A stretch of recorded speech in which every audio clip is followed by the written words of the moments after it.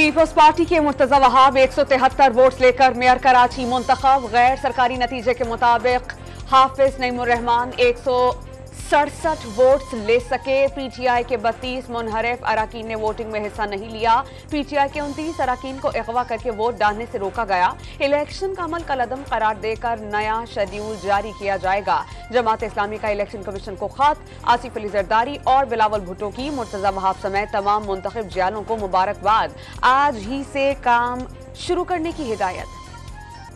Election के नताइज के ऐलान पर पीपल्स पार्टी और जमात इस्लामी के कारकुनान में तसादुम। आज काउंसिल कराची के बाहर कारकुनान का एक दूसरे पर पथराव, थप्पड़ों और घूंसों की बारिश। पुलिस और रेंजर्स की भारी नफरी ने पहुंचकर हालात काबू किए। लड़ाई झगड़ा जीतने वाला नहीं, हमेशा हारने वाला करता है। जमात इस्लामी सुल्तान राही बनने की कोशिश न करे, शिकस्त तस्लीम करके पुरअमन तौर पर घरों को लौट जाएं। शर्जील इनाम मेमन का मशवरा। कराची की तरक्की के लिए मिलकर काम करने की दावत।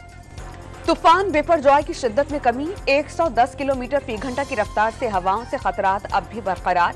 पाकिस्तान के साहिलों से तूफान की दूरी 175 किलोमीटर रह गई। 95 किलोमीटर फी घंटा की रफ्तार से हवाओं के साथ तूफान का जुमेरात और जुमे की दरमियानी शब पाकिस्तान और भारत के साहिलों से टकराने का इम्कान। बुलंद लहरों के असरात साहिलों तक पहुंच गए। पानी केटी बंदर, बद्दीन, ठट्ठा और दीगर साहिली इलाकों की आबादियों तक पहुंच गया।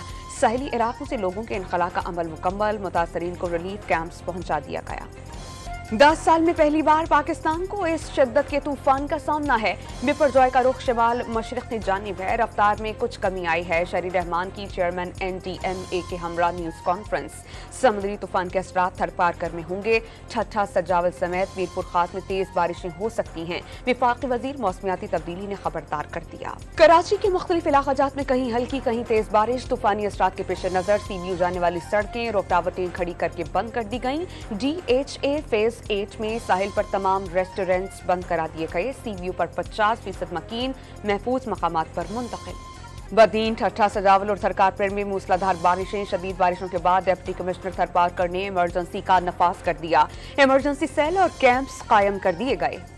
तूफान बिपरजॉय के असरात बलोचिस्तान तक पहुंच गए और माड़ा और गडानी में समुद्र की लहरें मजीद बुलंद हो गईं। पानी गडानी शिप ब्रेकिंग यार्ड की सड़क बहा कर ले गया। पानी आबादियों में दाखिल होने से मुताद्दिद गोठों का जमीनी राबता मुनक़ता। सैकड़ों अफराद महसूर होकर रह गए। इलाका मकीनों की अपनी मदद आपके तहत महफूज मकामात पर मुंतकिली। सिंध की साहिली पट्टी से 76,000 अफराद को निकाल कर रिलीफ कैंप में पहुंचा दिया गया। हुकूमती मशीनरी ठट्ठा, सजावल और दीगर शहरों में मौजूद है। आर्मी, रेंजर्स, नेवी और सिविल इंतजामी ने रेस्क्यू ऑपरेशन में हिस्सा लिया। वज़ीर इत्तला सिंध शर्जील इनाम मेमन की गुफ्तगू। तूफान बिपरजॉय का भारतीय गुजरात से फासला 120 किलोमीटर से कम रह गया। तुंदो तेज हवाओं और भिपरी लहरों ने तूफान टकराने से पहले ही तबाही फैलाना शुरू कर दी। गुजरात में तेज हवाओं के साथ मूसलाधार बारिशें। कई घरों की छतें उड़ गईं।